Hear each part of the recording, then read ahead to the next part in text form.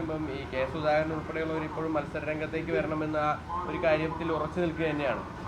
അല്ല, അത്തരം കാര്യങ്ങൾ ഞാനല്ല തീരുമാനിക്കേണ്ടത്, കേരളത്തിലുമല്ല തീരുമാനിക്കേണ്ടത്, അത് കോൺഗ്രസ് ഹൈക്കമാൻഡാണ്.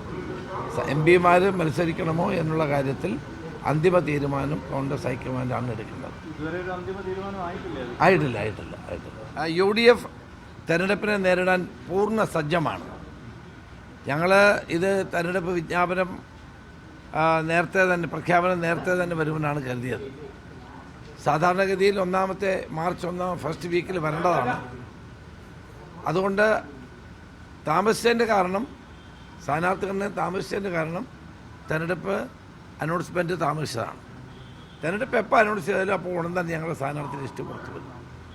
അതിനു വേണ്ടിയിട്ടുള്ള എല്ലാ നടപടികളും പൂർത്തിയായിക്കൊണ്ടിരിക്കുക.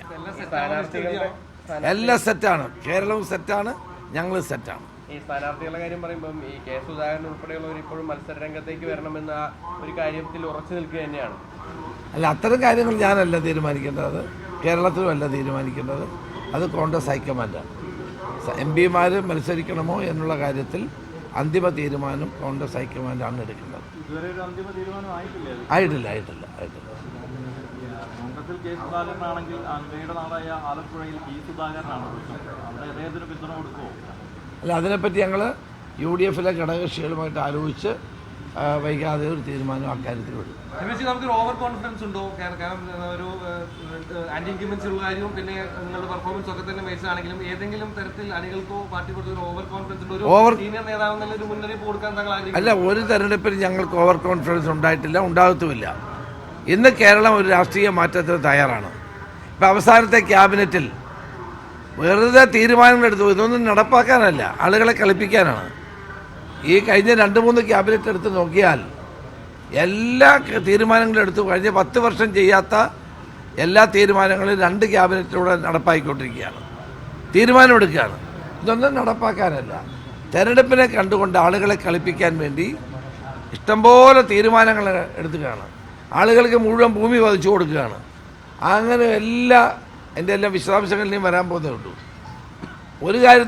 ഒരു കാലത്തും കഴിഞ്ഞ 10 വർഷം ചെയ്യാത്ത കാര്യങ്ങളാണ് ഇപ്പോൾ രണ്ടാഴ്ച കൊണ്ട് ചെയ്തുകൊണ്ടിരിക്കുന്നത്. ഇതൊക്കെ ആളുകളെ കബളിപ്പിക്കാനാണ്. ജനങ്ങൾക്ക് ഇതൊക്കെ മനസ്സിലാകും. തെരഞ്ഞെടുപ്പായതോടുകൂടിയാണ് 2-3 പേജ് പരസ്യം, ആളുകളെ കളിപ്പിക്കാൻ വേണ്ടിയിട്ടുള്ള നടപടികൾ, ക്യാബിനറ്റ് തീരുമാനങ്ങൾ.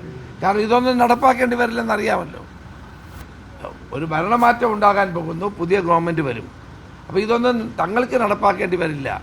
ഇപ്പം പ്രഖ്യാപനം നടത്താനും ക്യാബിനറ്റ് തീരുമാനിക്കാനും ഉള്ള ധൃതിയാണ് ഗവൺമെൻറ്റിന്. ഒരു ദിവസം തന്നെ, ഒരാഴ്ച തന്നെ 2-3 ക്യാബിനറ്റ് കൂടുകയാണ്. അപ്പോൾ ഇതൊക്കെ ആളെ പറ്റിക്കാനുള്ള ഏർപ്പാടാണ്. ഇതിലൊന്നും കേരളത്തിലെ ജനങ്ങൾ വീടില്ല. ഈ ഭരണം മാറണം എന്നുള്ള ആഗ്രഹം മുഴുവൻ ജനങ്ങൾക്കുമുണ്ട് എന്നുള്ളതാണ് സത്യം.